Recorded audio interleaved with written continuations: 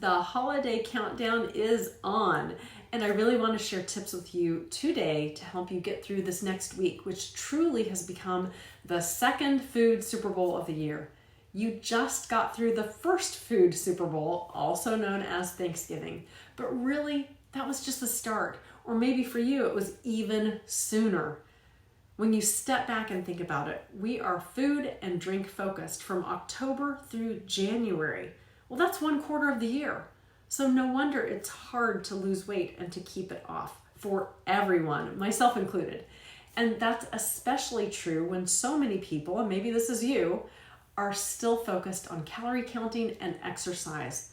With 3 months of inflammatory, hormone-wrecking, gut-destroying, nutrient-lacking foods at every turn, with a stressful holiday season, not to mention the seasonal coffee shop drinks and fancy cocktails.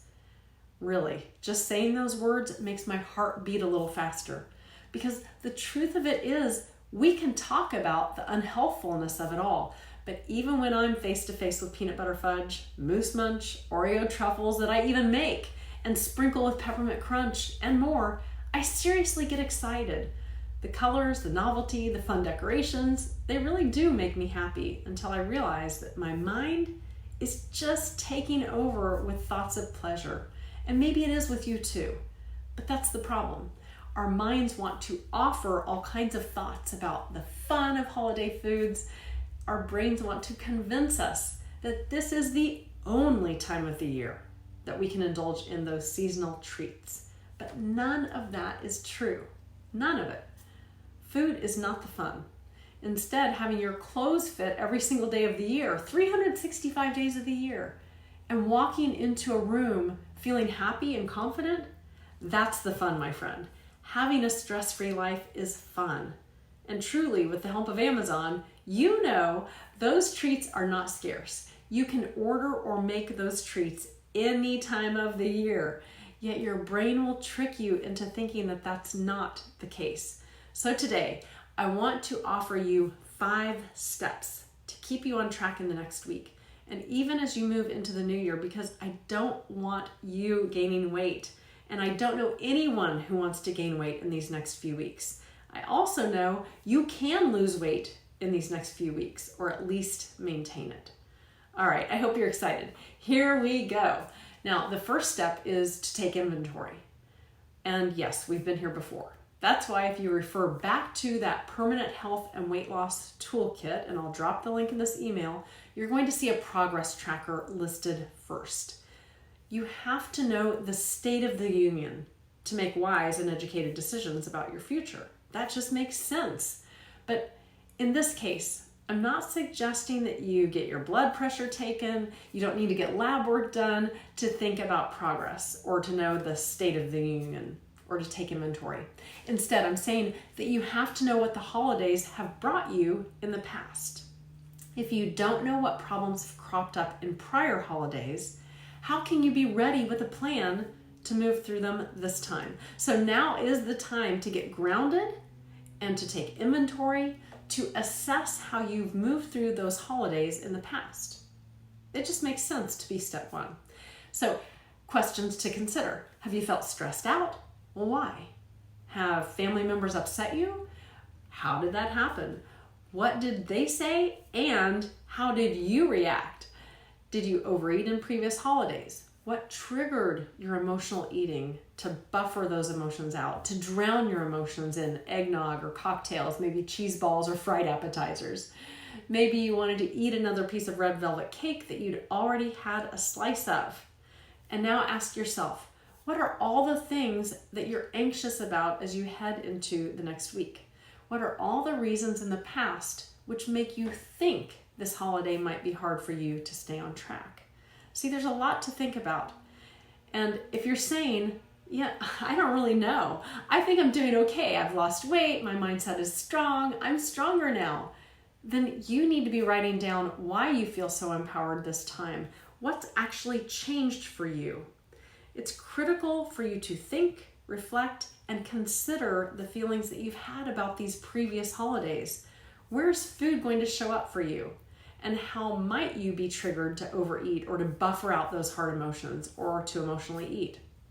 Then write it down so that your brain can truly and completely process the past. See, writing it down is critical. Actually finding out what's going on for you this year and what's happened in the past. That's important so that you can be realistic about the energy and the anxiety that you might just be bringing into the next week without even having acknowledged it at this point. Okay, step 2. I want you to set realistic goals. Again, if you refer to the Permanent Health and Weight Loss Toolkit, you're going to see that knowing your motivation and your vision are steps 2 and 3. So it's no surprise that they actually apply this time too. Your health and weight loss toolkit actually apply in some manner, adaptably, to every situation when you're trying to stay on track. So in step 2, get honest with yourself about whether you want to maintain your weight loss or to keep on losing weight. Honestly, it's even okay, this sounds unbelievable, counterintuitive, but it's okay to acknowledge that you want to indulge in your, holiday spirits and gain a few pounds. Just get honest with yourself. See, as we've talked about in other coaching sessions, being honest with yourself and realistic with your goals is the critical piece. Because when you do get honest, you build self-trust. And when you develop a realistic goal for yourself and stick to it, you learn to love yourself even more. All right, step 3. Ask yourself what you're going to do, what specific steps you need to take to meet those goals. So if you really want to maintain your weight loss, then you're going to ask yourself what you need to do, what steps to take specifically every single day to maintain it. And it's the same thing with weight loss. There's in fact no reason why you can't lose weight through the holidays. In my Little Black Dress program, if you've gone through that, I've had individuals lose up to 10 pounds through the holidays.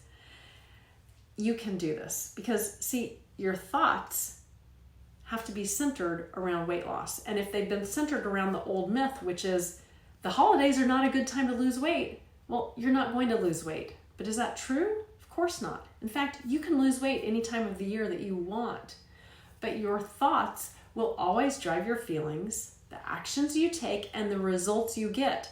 So if you want to lose weight this season, ask yourself what specific steps you need to take every day without fail to keep losing a few pounds and to wake up on New Year's Day with lasting results, feeling amazing, ready to start this new year with a bang.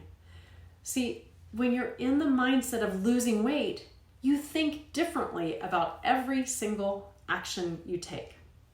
The reason why you might have struggled with weight loss or maintenance through the holidays in the past is because you didn't understand what you really needed to make that happen. And the only way that I know of to lose weight through the holidays is to have a plan, which is doable, which honors staying on track, and with the thoughts that are accurate, that are not rooted in subtleties of food giving you happiness, food giving you pleasure, or using food to buffer hard feelings around the holidays. See, the real work is in your thoughts and making them accurate. So summing up step 3, have a realistic and doable plan to execute your weight loss or weight maintenance goal, or even your unapologetic acceptance of cashing in on fun for weight gains. And the great news is, it's not too late to have a quick call with me in these next few days to make sure you have a plan in place. All you need to do is message me and we will make it happen. This is one of the benefits of your Infinity Health 365 coaching method program. You have unlimited support, unlimited access to me for coaching, support, and accountability. You just have to reach out to get it. So please just do me a favor. More importantly, do yourself a favor. Do not commit to anything unless you know for sure that you can do it with regularity and consistency. And I don't want you to think that you need to have grandiose plans. Simple things that you can stick to consistently and routinely, like hydrating with 20 ounces of water every single morning. Maybe meditating 5 minutes first thing when you wake up. or it might even be exercising, those 10-minute workouts, you know I've got them, 5 days a week. See, these are all realistic activities which will help you maintain or lose weight through the holidays. The formula that is tried and true is consistency, doability, sustainability, and your commitment to make it happen. Again, if you need help with drafting a few easy, actionable items, please just message me immediately. Okay, moving on to step 4. Ask yourself, what meaning have you assigned to food? Now remember, it's just food. It really is just food.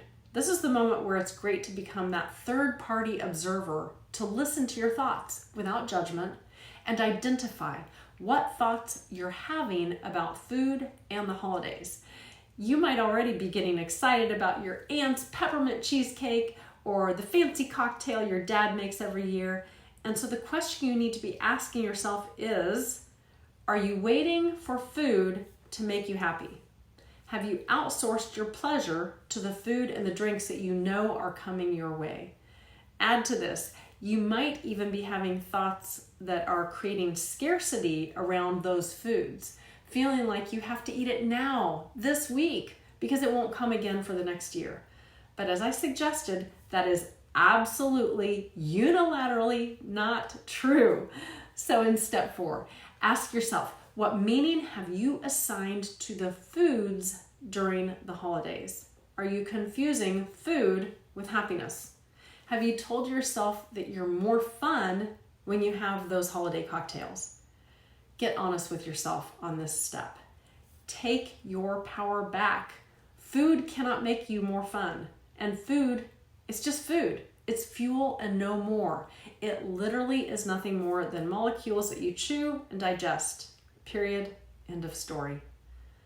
Finally, now that you've taken inventory of previous holidays, step 1, you've set realistic goals, step 2, you've considered the steps you need to take consistently to stay on track in step 4. You recognize the meaning you've assigned to food in the past, and step 5, I want to suggest that you look at this and all the holidays through a new lens, the lens of purpose. In these Super Bowl food holidays that are so food-centered, see, we forget the real purpose of the holiday. And I'm not suggesting that you have to adopt a traditional Christian Christmas, nor that you need to celebrate a Jewish Hanukkah. No conversions here. That isn't about, I'm not trying to convert or conform you to someone else's religion. Instead, I want you to be forward-thinking on step 5. Ask yourself, what do you want to get out of this holiday? What traditions and memories do you want to create? What's the lasting impact and purpose for your celebrating? Is it that you want to remember in 10 years the food that you enjoyed together?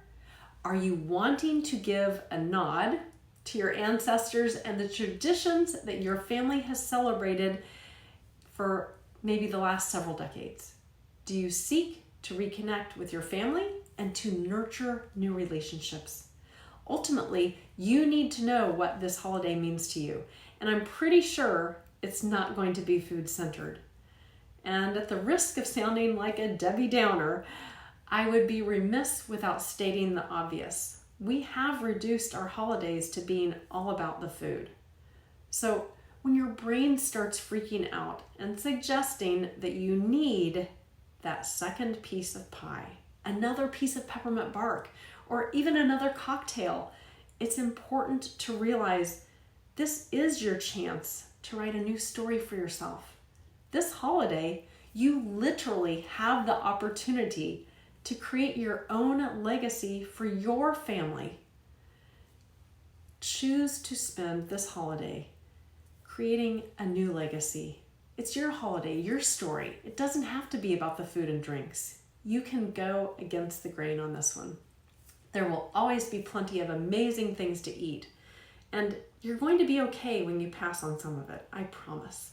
So I'm challenging you today and in the next week, in these next few days, take inventory, my friends. Set goals, make a realistic plan.